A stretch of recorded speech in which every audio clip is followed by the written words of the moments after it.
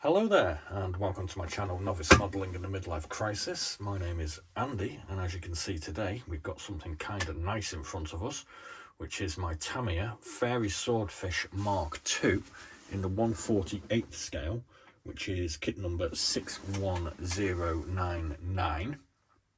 And as you can see, I picked this one up from the Wales Air Ambulance in Mould for 20 quid.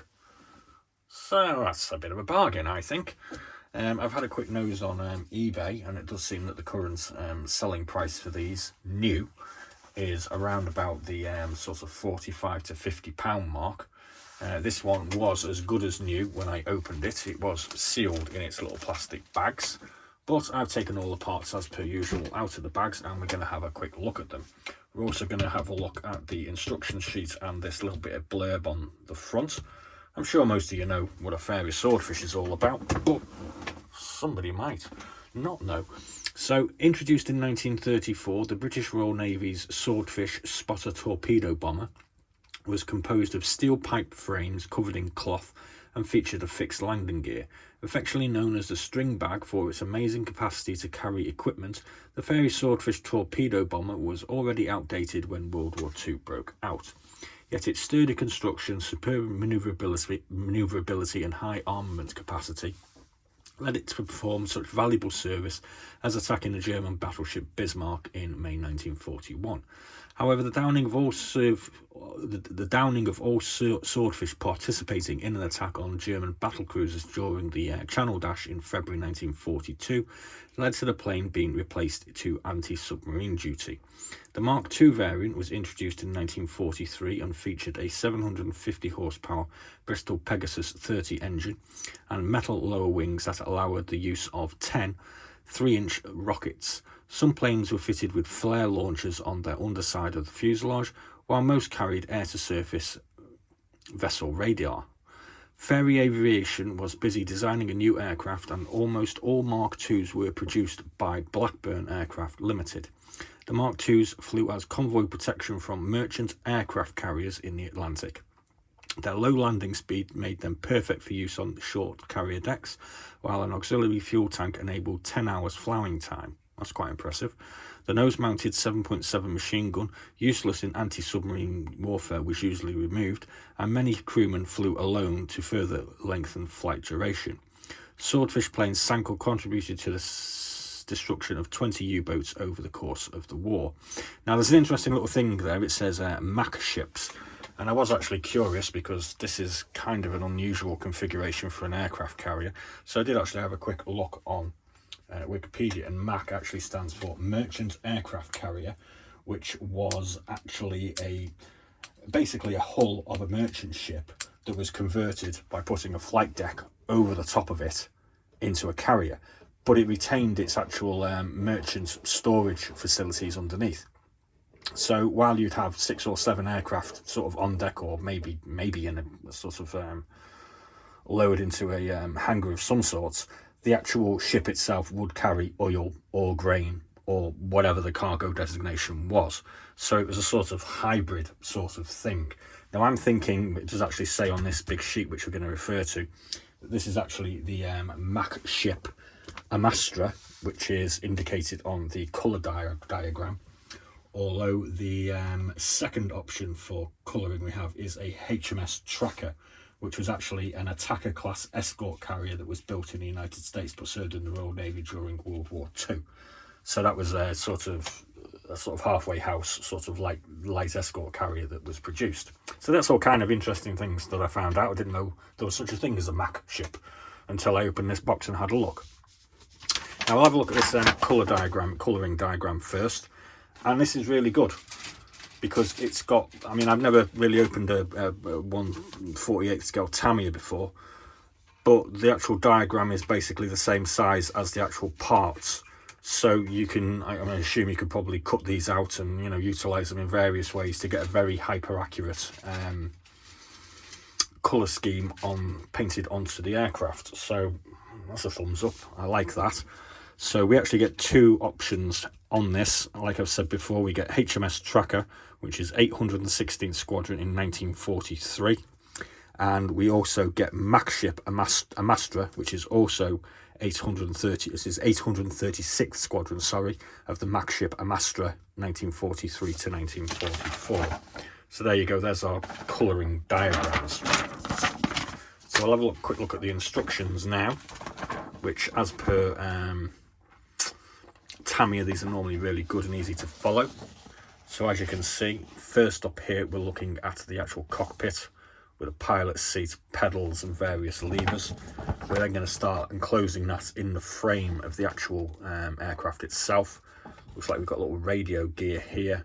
That's an observer seat for the back. We've got attaching the machine gun mounting here on section 3. Section 4, we have putting all of the extra parts for the cockpit, including this gunner seat, into this framework. Section 5, we're going to be dealing with the figures.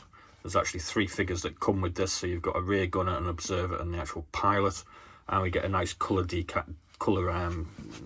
setup here with all the various Tamiya XF numbers. So I think hopefully we've got all of those now, and as we can see, that shows the setup. So section 6, we're going to be attaching the 2 pieces of the fuselage together around our little framed cockpit. We're also going to be putting on some other parts like this gun and the actual instrument panel. Number 7, we're going to be attaching the horizontal stabilizers to the back, and then we're going to put the rudder on as well. Section 8, we're going to be putting the fuselage undersurface on, the rear wheel and these struts here. Section 9 is going to be assembly of the engine. 10, engine cowling is going on.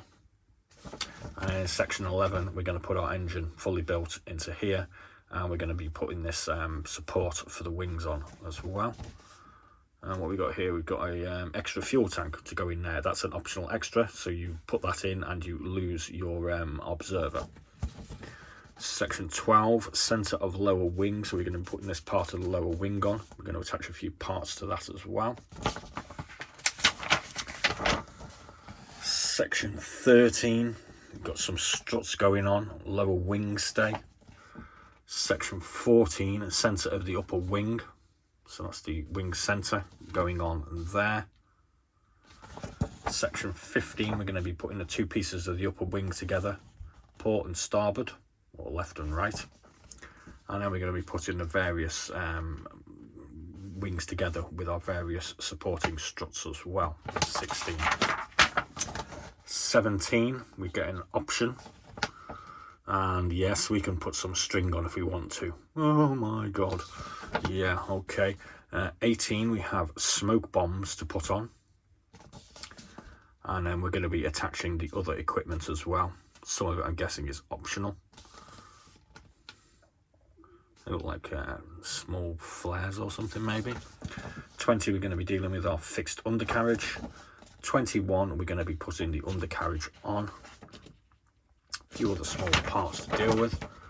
22, we're going to be attaching the wings, so we can have these wings folded as well. Oh, cool. Interesting. Then we have an optional 23, which is a torpedo rack, which we can put on. So obviously you can have multiple options that are not as per the diagram shown here on how you can load this. 24, attaching the propeller. And here we go, 836th Squadron Mac ship Amastra with our various decals. You can see actually here it says Merchant Navy because these were manned by non-naval personnel apparently. It's the Mac ship, you can actually read up on it, it's kind of interesting. And then we have 816th Squadron HMS Tracker, 1943. And as you can see there, it says Royal Navy. We also get an option for the 810th Squadron in Tanzania, 1942. So they obviously had a few of the string bags knocking around. And on the back, we get another diagram of the upper and lower wing surfaces. So let's have a look at the parts. Slightly bigger than normal because we normally only do 1/72 scales on this channel. But we can see here we have the 2 sections of the fuselage. And they are very nicely detailed with lots of sort of rivet marks and what have you. We can see the nice detail here of the cloth covered frame. Huge, I almost called that an umbrella then again. I've done that for a while. Huge propeller. We've got these two small parts here. Here are our figures. They're quite nicely detailed. And there's our other two. Oh, incidentally, I checked scale mates for this. This is originally produced from a 1999 tooling, so it's 25 odd years old for the actual tooling. This particular version, the 61099, was actually 2007 and had extra parts added. I'm not exactly sure what they were though. So there's our first sprue dealt with. Here we have the next one, which is, these are going to be the upper wings. So we can see again the cloth covered framework. The bottom wings are metal, as we said. There's our centre panels for the bottom and for the upper wing. There's our tail section. Got some nice detail here going on the hinges for actually manoeuvring the rudder surfaces. And they're probably going to be some sort of struts for the wings, I would have thought. Or maybe the undercarriage. Our next sprue, these are parts of our lower wing, which are supposedly metal. There's some parts of the undercarriage. We have our wheels and our rear wheel. There's another section of the lower wing. And they're parts of the undercarriage. And that's part of the rear part of the undersurface of the tail, or maybe the upper surface of the tail, I think. Another section here, again, this is the lower surface of the wings. This is going to be the upper lower surface of the wing, because you can see our little imprints here for our struts. Here we have the central wing piece with some, looks like some nice access panels going on there. Oh, sorry, that's the undersurface. More struts here. These are going to be for our wing supports. A couple of little identified parts. This one here is going to be the engine cowling with, oh no, sorry, that's the auxiliary fuel tank if we want to do away with our spotter. Here we have, these look like parts of the exhaust manifolds maybe, or are they smoke discharges? Not too sure. And that looks like an aerial, maybe, he says. Next up, there's our big engine. A lot of nice detail going on there. These are going to be the interior frameworks for our cockpit. There's our engine housing. Got a seat. Some mechanical parts by the look of it. A lot of fragile looking parts here and here. That's going to be the radio set. So we've got a machine gun. That's another part of the cockpit framing. And we got some other bits here as well. That's obviously the sort of top of our cockpit. So we've got probably the pilot in here, the spotter in here, and the rear gunner in there. And I'm going to hazard a guess that that's the actual floor of the cockpit there. There's a lot of nice detail going on here, as I'm sure you can appreciate. Now we have weapons, and we have two sprues identical for this, so we'll only bother showing you one. Here is one half of our torpedo.